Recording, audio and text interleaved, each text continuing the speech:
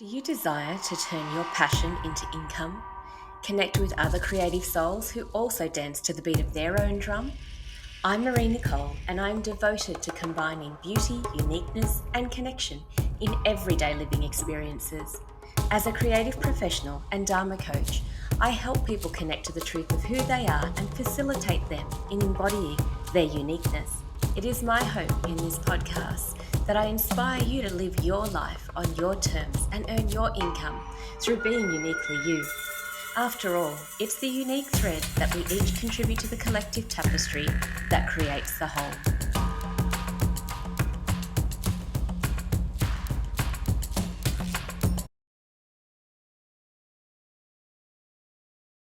You've likely heard about the importance of knowing your target audience, but maybe you haven't given it much thought beyond the fact that your product and service is for everyone, right? Well, is it really? Seth Godin's quote, "When you speak to everyone, you speak to no one," really resonates with me. So let's unpack that a little. Would it really serve the 80-year-old man who's achieved all that he set out to achieve in his lifetime and is now enjoying his sunset years by helping the younger generation reach their goals? Would he be someone who would be in your target audience? Or is the 12-year-old girl navigating her way through puberty the target audience of someone who offers a solution for women dealing with menopause? These are two very extreme examples, but you'd be surprised how often, as a business coach, I've had people describe their target audience in broad, general terms, as though everyone and anyone is a potential customer. But what makes a brand a strong brand is talking in specific terms to a specific audience. While you may pick up customers and clients on either side of that specific audience, tightening your message to meet the needs of the person you are solving the problem for delivers a much clearer message. As much as I miss aspects of having my bricks and mortar store, selling on behalf of other makers and designers, I had a realization last week that hit me like a slap in the face. This was brought home when I wrote a post promoting Mother's Day gift ideas. Now, prior to opening Creator's Nest, all of my marketing material was based around my own artisanal brand and told the story of a travelling trader rescuing and repurposing the old and discarded to create statement pieces for everyday living experiences.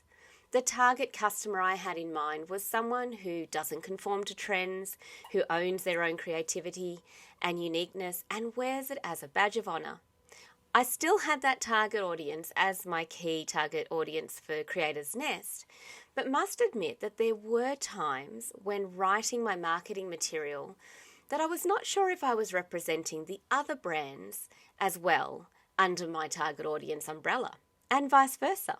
So I would dilute my message down to a more generic description because of that. Writing this Mother's Day promo text, however, was like someone had removed the great boulder I was carrying on my back, which I became so used to carting around I didn't even really notice it was there until someone removed it. And this is what flowed out of me when I had the freedom to express myself, my brand, and speak to my target audience directly. Mother to wild, wise woman. Gift ideas for the mother who is, not trying to pass off as a sister to her younglings, instead owns her age, stage, and wild woman archetype. Doesn't attempt to keep up with trends, colours, or patterns of the season, instead stands in her truth, embraces her uniqueness, experience, wisdom, connection, and embodies the essence of who she is. Doesn't need a man to complete her, but welcomes in one who meets her Shakti with his Shiva, a man connected to the God within him that celebrates the goddess within her. Doesn't desire a nip, a tuck, or a lift because she's proud of the body that brought her younglings into this world, then nurtured them through childhood. Isn't trying to hide her silver locks, instead wears her greying hair with pride, because it shows the wisdom gained through all the trials and tribulations she's overcome to stand before you with potent medicine so deep in her bones, she's ready to share it with you as you head down your path of the unknown too. Hasn't lost her identity through motherhood, Being a mother is what she's most proud of, but she's also an example to her younglings that her gifts and talents are for sharing with the rest of the world too. Suppressing her sensuality because of her matriarchy isn't her practice, because she's divinely feminine and the essence of her creativity resides within her womb. She does, however, live in connection with nature, makes conscious, sustainable choices because she wishes to leave this earth as beautiful a place, if not more so, for the generations to follow. Plus, she's not here to compete with others. Instead, encourages, supports, and enjoys witnessing their wings grow so she and they can soar alongside each other. Now, I know this is not going to connect with every mother out there, but I'm not here to serve every mother. I also know that I will lose followers on my Creator's Nest feed as I start tightening my messaging to truly suit my brand. But that's okay.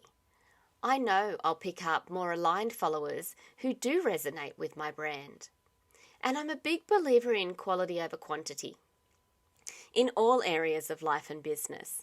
So I see no value in standing in the middle of a football stadium shouting out my message to an arena audience made up of people misaligned with my brand.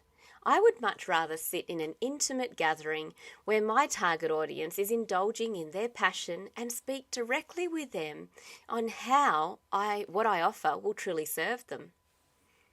When you try to be everything to everyone, you end up being nothing to no one. So really taking time to understand who you wish to serve, where you will meet those potential clients and customers is a much more pleasurable experience with a much greater return on investment. So, if you'd like someone to guide you through honing in on your target audience, how to connect with them and how to serve them in a way that ignites you and them, that's exactly what I offer through my embodiment coaching service. Reach out for a connection call and let's see what magic we can create together. I am also endeavouring to have my artisanal creations available through my online store once again by the time this podcast airs. So if any or all of those words that I use to describe the wild, wise woman connects with you or the essence of someone you would buy a gift for, then be sure to visit the shop section of the Creator's Nest website to find a gift for you or for her. You can also visit my Instagram page, and if there's something there that captures your attention and it's not yet listed online, just send me a DM. I'll include the link to both Creator's Nest and the By Marie-Nicole feeds in the show notes. So until next week, remember, when you speak to everyone, you speak to no one. Thank you so much for your time. I know how valuable it is, and I hope you got value out of listening to this podcast. If you are looking for a coach to support and guide you through your own unique journey of creating a life you love, then reach out for a connection call. And if you'd like to connect with other creative souls in person by joining us at a workshop, a retreat, or to book a unique shopping experience here at Creator's Nest, I run those by appointment.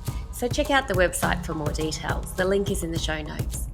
Oh, and please leave a review. I'd love to hear any insights or inspirations that were activated in you from this podcast. And I look forward to drumming, dancing, or soaring alongside of you.